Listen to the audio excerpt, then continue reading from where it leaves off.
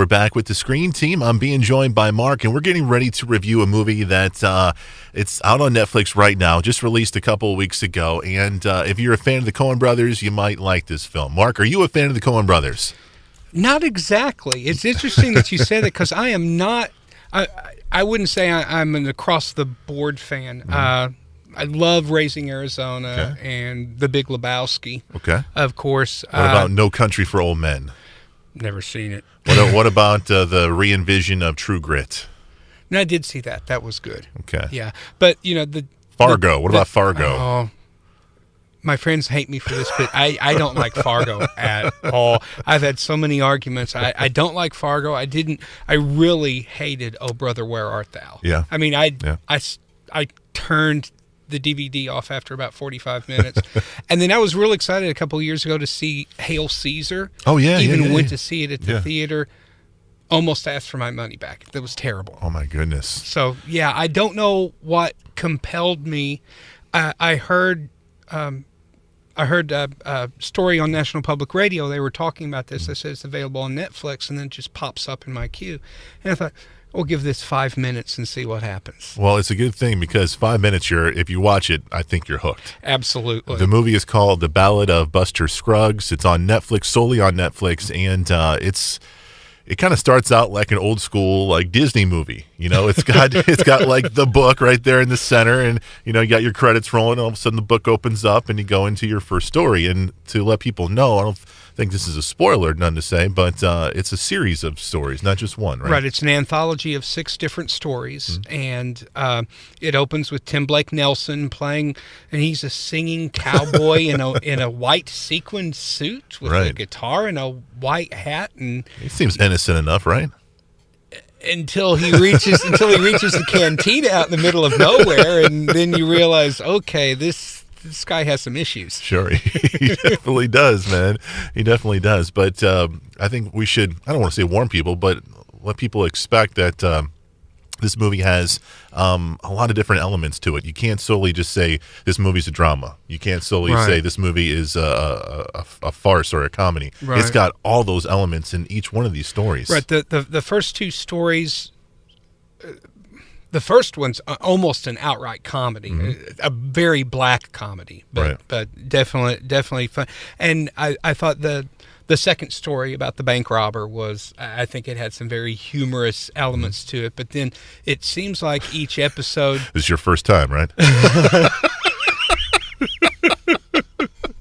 Awesome. Each episode gets a little bit darker, and I can't talk about a lot of the details about the various storylines without giving away the real surprises. Sure. Just to say, singing cowboy, bank robber, traveling entertainment show, gold prospector, pioneer woman, and stagecoach ride. Yeah, there's a lot of variety in it, but like you said, if we talk any more about it, we're going to give away a lot of important details. So we won't do that. But I'm curious, which one of these are the ones you just mentioned? Which one was your favorite? Did you have one?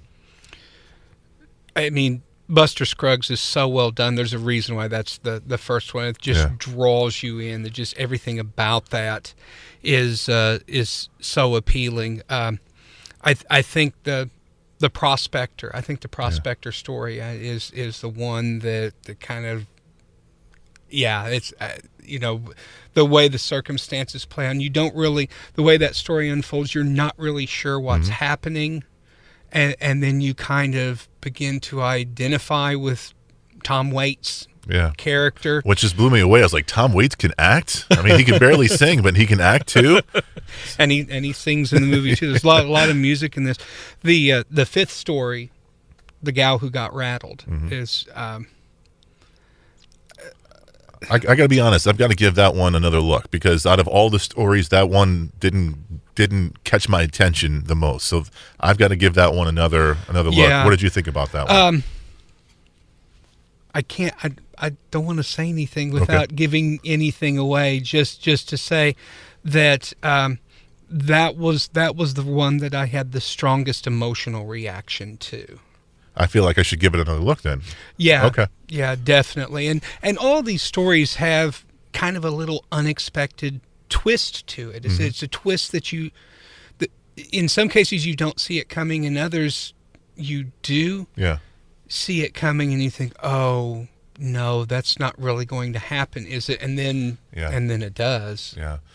This movie has a lot of star-studded power. We mentioned Tom Waits before, but you got Liam Neeson is in this movie. A lot of great character actors are in this film. Oh, yeah, absolutely.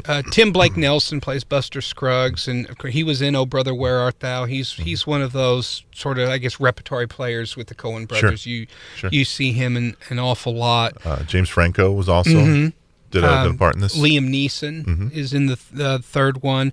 Zoe Kazan is the title gal in the fifth one, and then we have there's strangely enough some Harry Potter crossover here. Brendan Gleeson is in the last story. He was Mad Eye Moody, and then the young actor in the third story, my daughter immediately recognized. She goes, "That's Dudley Dursley from Harry's." Harry's cousin from the Harry Potter movies. He's lost a considerable amount of weight for this part. Yes, he has, and he did a really good job. That wasn't a hard.